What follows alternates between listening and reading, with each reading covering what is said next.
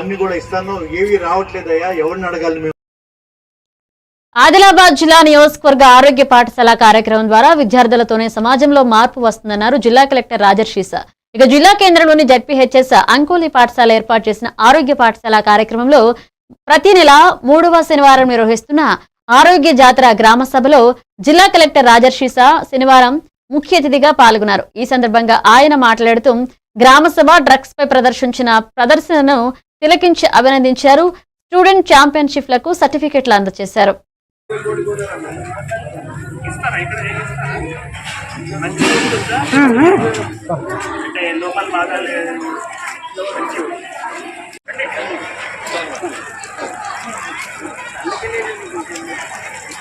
వాళ్ళతో పాటు కృషి చేస్తున్న ఉపాధ్యాయులు బృందానికి కూడా శుభాకాంక్షలు తెలియజేస్తున్నాం. సో ఇవి అందరికీ తెలుసు, మనం 6 days ఇటువంటి ప్రతిరోజు ఒక అంశం పైన చర్చ చేయడం జరుగుతుంది.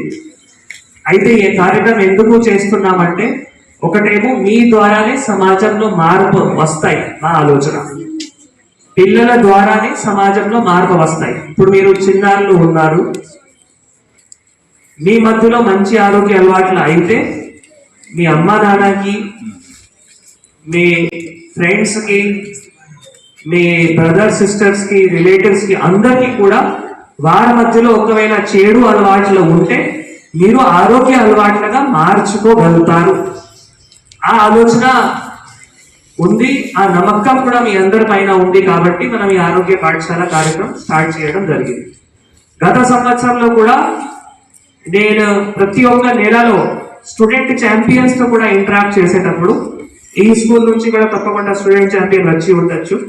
సో స్టూడెంట్ ఛాంపియన్ తో కూడా ఇంటరాక్ట్ చేసేటప్పుడు వారు అప్పుడు చెప్పారు, మా మధ్యలో, మా ఇంటిలో, మా చుట్టూ ఇట్లా ఏమైనా చెడు అలవాట్లు అయితే నేను మళ్ళీ ఆరోగ్య అలవాట్లు తీసుకొని రావడం జరిగింది. అయితే ఆ స్ఫూర్తిలో లాస్ట్ సంవత్సరం మీరు ఏవైతే స్ఫూర్తి ఇచ్చిందో, సేమ్ ఈసారి కూడా మనం 6 months ఇట్లా కార్యక్రమం చేస్తే ఈ యొక్క నిరంతరంగా అలవాట్లు తయారవ్వాలి. ఆరోగ్య అలవాట్లు అంటే నిరంతరంగా అలవాట్లు ఉండాలి, ఒక్కరోజు మాత్రమే కాదు, ప్రతిరోజు.